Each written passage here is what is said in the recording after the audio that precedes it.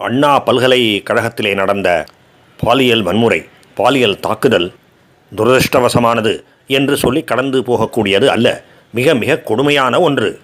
அது மிக கொடுமையானது என்பதை கூட திமுககாரர்கள் இதுவரை பொதுவெளியிலே ஏற்றுக்கொண்டதாக தெரியவில்லை. திமுகவும் அதனுடைய இக்கோசிஸ்டத்தை சேர்ந்த டூல்கிட்டை சேர்ந்த போலி போராளிகளும் திரை உலக பிரபலங்களும் இப்பொழுது எங்கே போனார்கள் என்றே தெரியவில்லை. எல்லோரும் வாயை மூடிக்கொண்டிருக்கின்றார்கள், முதலமைச்சர் ஸ்டாலின் உட்பட.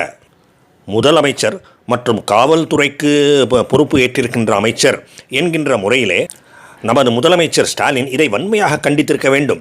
மேலும் குற்றவாளிகளை விரைவில் பிடித்து தகுந்த தண்டனை வாங்கித் தருவோம், இந்த விஷயத்தை அடிப்படையிலிருந்து தொடங்கி தீர விசாரிப்போம், எவரையும் தப்ப விட மாட்டோம் என்ற உறுதிமொழியையாவது அளித்திருக்க வேண்டும். அதையும் செய்யவில்லை. அப்படி செய்திருந்தாலாவது பொதுமக்களும் 4 நாட்களில் முடியவில்லை என்றால் 10 நாட்களில் 20 நாட்களில் என்று பொறுமையோடு இருப்பார்கள். குறைந்தபட்சம் அரசாங்கத்தின் மீது நம்பிக்கை ஏற்படும். ஆனால் மிகவும் காலம் தாழ்த்தி விடக்கூடாது. வேங்கை வயல் விஷயம் என்ன ஆனது என்று இதுவரை யாருக்குமே தெரியவில்லை. ஆனால் அப்படிப்பட்ட பொதுமக்களுக்கு நம்பிக்கை அளிக்கக்கூடிய ஒரு உறுதிமொழியை கூட அரசாங்கம் இதுவரையிலே தரவில்லை. இந்த போக்கு மிகவும் கண்டிக்கத்தக்கது. என்ன ஆனால் என்ன, மக்கள் என்ன நினைத்தால் என்ன, பேசிக்கொண்டால் என்ன, ஓட்டுக்கு பணம் கொடுக்கும்போது 2000க்கு பதிலாக 5000 கொடுத்தால் போகிறது என்கின்ற புத்திதான் ஆட்சியாளருக்கு இருக்கின்றது என்கின்ற வலுவான சந்தேகம் மக்களிடையே பரவிக்கொண்டிருக்கின்றது. தமிழ்நாட்டை பொறுத்தவரையிலே வாக்குக்கு பணம் வாங்குகின்ற வாக்காளர்களும் இந்த விஷயத்தை உறுதிப்படுத்தி தவறு செய்கின்றார்கள். அவர்களுடைய மனநிலையும் சரியில்லை. அது தவிர இலவசங்கள் வேறு, இவற்றையெல்லாம் வாரி வழங்கினால் எல்லாம் சரியாகிவிடும் என்கின்ற ஒரு மிதப்பிலே இருக்கின்றது அரசாங்கம் என்றுதான் எண்ண தோன்றுகின்றது. மக்கள் இதை பற்றி தீவிரமாக சிந்திக்க வேண்டும். எதை பெற்றோம், எதை இழந்தோம் என்பதை பற்றி அவர்கள் யோசிக்க வேண்டும். சொல்லப்போனால் இலவசங்கள் மூலமாகவும் சரி, வாக்குக்கு பணம் என்கின்ற ரீதியிலும் சரி, அவர்கள் பெற்றது எதுவுமே இல்லை. வாக்குக்கு கொடுக்கப்படுகின்ற கள்ளப்பணம் ஊழல் மூலமாக சரி செய்யப்படும். அதைப்போல பல மடங்குகள் ஊழல் செய்து பணத்தை சம்பாதித்து விடுவார்கள். இனி இலவசங்கள் என்னவென்னவெல்லாம் இலவசமாக கிடைக்கின்றதோ அதற்கு ஈடாக பால் விலை ஏற்றம் நடக்கும், மின் கட்டணம் உயரும், போக்குவரவு கட்டணம் உயரும். இதெல்லாம் தான் நடக்கும். ஏனென்றால் யாருக்குமே தனி மனிதராக இருந்தாலும் சரி, ஒரு சமுதாயமாக இருந்தாலும் சரி, அரசாங்கமாகவே இருந்தாலும் சரி, பணம் என்பது மரத்திலே காய்ப்பது இல்லை.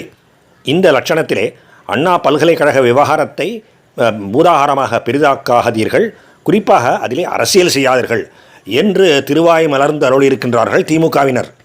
எதிர்க்கட்சிகள் அரசியல் செய்யாமல் அவியலா செய்யும் என்கின்ற பொன்மொழியை உதிர்த்தவரே அவர்களுடைய தலைவர்தான். பொதுவாக ஆட்சியாளர்கள் எவ்வளவுதான் திறமை உடையவர்களாக இருந்தாலும் அவர்களையும் தாண்டி அவர்களை மீறிக்கொண்டு எந்த நாட்டிலும் எந்த அரசாங்கத்திலும் சில தவறுகள், சில பிரச்சனைகள் உருவாகத்தான் செய்யும். உதாரணமாக இயற்கை பேரிடர். அரசாங்கம் சரியான முறையிலே செயல்பட்டு கொண்டிருந்தால் அப்படிப்பட்ட விஷயங்களை எல்லாம் அரசியலாக்கக்கூடாது. அரசாங்கத்தோடு தோளோடு தோள் கொடுத்து எல்லா அரசியல் கட்சிகளும் ஒன்றிணைந்து மக்களுக்கு உரிய நிவாரணத்துக்கு ஏற்பாடு செய்ய வேண்டும் என்பது வரையிலே அது சரிதான். ஆனால் அடிப்படை கேள்வி என்ன? அரசாங்கம் தன்னுடைய கடமையை செய்ததா, அதிலிருந்து தவறியதா? அரசாங்கம் தவறு செய்தால் அவர்களோடு தோளோடு தோள் கொடுக்க வேண்டும் என்று எதிர்பார்ப்பது சிறுபிள்ளைத்தனம். அது ஒருபோதும் நடக்காது, நடக்கக்கூடாது. அரசாங்கத்தின் திறமையின்மை பொதுமக்களின் முன்னே தோல் உரிக்கப்பட வேண்டும். இந்த கொடூர நிகழ்வுக்கு காரணமானவர் ஒரு திமுக காரர் என்று சொல்லப்படுகின்றது. திமுக தலைவர்களுக்கு நெருக்கமானவர் என்றும் கூட சொல்லப்படுகின்றது. அதனால் அந்த திமிரிலேதான் இப்படி செய்திருக்கின்றார் என்று பொதுமக்கள் கருதுகின்றார்கள். அந்த கருத்திலே ஓரளவு உண்மை இருக்கின்றது என்றுதான் நானும் கருதுகின்றேன். ஆனால் அதையே முழு உண்மை என்று சொல்லிவிட முடியாது. ஏனென்றால் தவறு செய்பவர்கள் எல்லா கட்சிகளிலும் இருப்பார்கள். ஆனால் மேற்கொண்டு நடந்தவற்றை பாருங்கள். அவர் திமுகவை சேர்ந்தவர் என்கின்ற விஷயத்தையே மறைப்பதற்கு முயற்சிகள் நடைபெற்று கொண்டிருக்கின்றன. அப்பொழுது இந்த கேள்வி எழுகின்றது, அதை ஏன் மறைக்க வேண்டும்? அது ஒரு பக்கம்.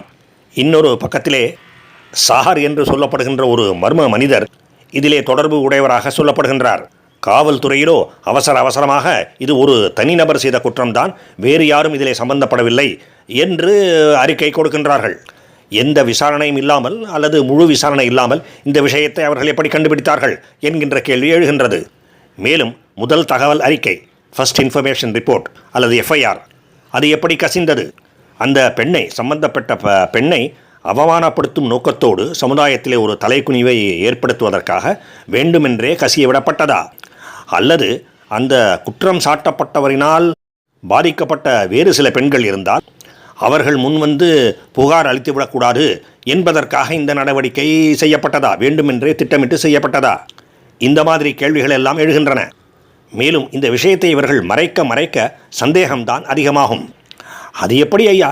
ஏதாவது ஒரு பெரும் குற்றம் நடந்தால் அதிலே திமுக சம்பந்தப்பட்டிருக்கின்றது. திமுக என்கின்ற கட்சி அல்ல, திமுகவை சேர்ந்தவர் சம்பந்தப்பட்டிருக்கின்றார்.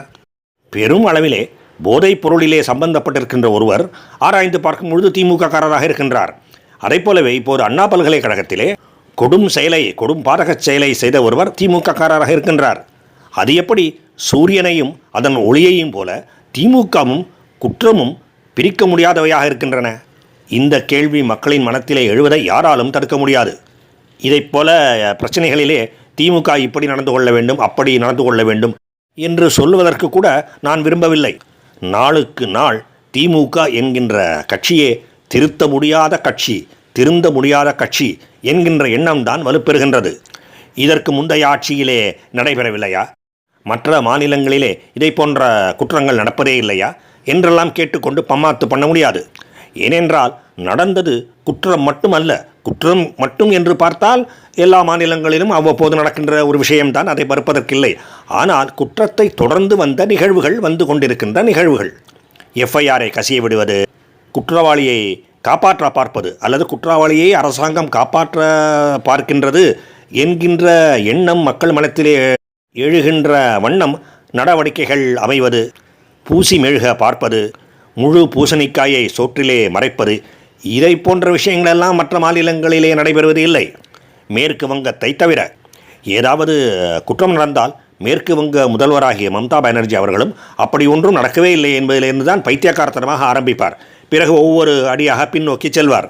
கடைசி வரை இது பிஜேபியின் சதிச்செயல் என்று குற்றம் சாட்டிக்கொண்டே இருப்பார். திமுகவின் போக்கும் கிட்டத்தட்ட அப்படித்தான் இருக்கின்றது.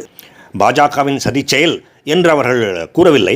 ஆனால் இத்தனை நாட்கள் அண்ணாமலை வெளிநாட்டிலே இருந்தார், இங்கே எந்த பிரச்சனையும் இல்லை, திரும்பி வந்தார், பிரச்சனைகள் ஆரம்பித்து விட்டன என்கின்ற பாணியிலே பேசுகின்றார்கள். அசிங்கமான மனவியாதி பிடித்தவர்களின் பேச்சு இது. இந்த விஷயங்கள் எல்லாம் நம்மை துயரத்திலே ஆழ்த்துகின்றன. திமுகவுக்கு வாக்களித்து ஆட்சி கட்டிலே அமர வைத்துவிட்டால் அவ்வளவுதான், அதன் பிறகு யாரும் எதுவும் செய்ய முடியாது என்கின்ற எண்ணம்தான் மேலோங்குகின்றது. அதனால் நிராசையும் மிதமிஞ்சிய இயலாமையும் ஃப்ரஸ்ட்ரேஷன் நம்மை ஆட்கொள்ளுகின்றன. இப்படிப்பட்ட ஒரு கேவலமான நிலைமையை பற்றி மக்களுக்கு புரிய வைப்பதற்காகத்தான் அண்ணாமலை அவர்கள் தனக்குத்தானே சவுக்கடி கொடுத்து கொண்டார். ஆனால் இதற்கெல்லாம் அடிப்படை காரணம் என்ன? திமுகவுக்கு வாக்களித்து ஆட்சி கட்டிலே அமர வைத்துவிட்டால் அது நம் கையில் தான் இருக்கின்றது. அப்படி அமர வைப்பதும் அமர வைக்காததும் நம்முடைய கையிலே தான் இருக்கின்றது. அதை நாம் ஒழுங்காக செய்ய வேண்டும். இலவசங்களாக எதை பெற்றோம், வாக்களிப்பதற்காக எவ்வளவு பணம் பெற்றோம், ஆனால் இதற்கெல்லாம் பிறகு எதையெல்லாம் இழந்தோம் என்பதை மக்கள் எண்ணி பார்க்க வேண்டும். வேறு வழியே இல்லை. திமுக மட்டுமே ஒரு அசிங்கமான கட்சி அல்ல, திமுகவுக்கு வாக்களிக்கின்றவர்களும் அசிங்கமானவர்கள், சுய உணர்வும் சமுதாய உணர்வும் சிறிதும் இல்லாதவர்கள். மக்கள் மாறினால் மட்டுமே விடிவு காலம் பிறக்கும். இப்போதைக்கு கையை கட்டி கொண்டிருப்பதை தவிர நம்மால் வேறு எதையும் செய்ய முடியாது. வாழ்க பாரதம், வீழ்க குற்றங்கள். ஜெய் ஹிந்த்.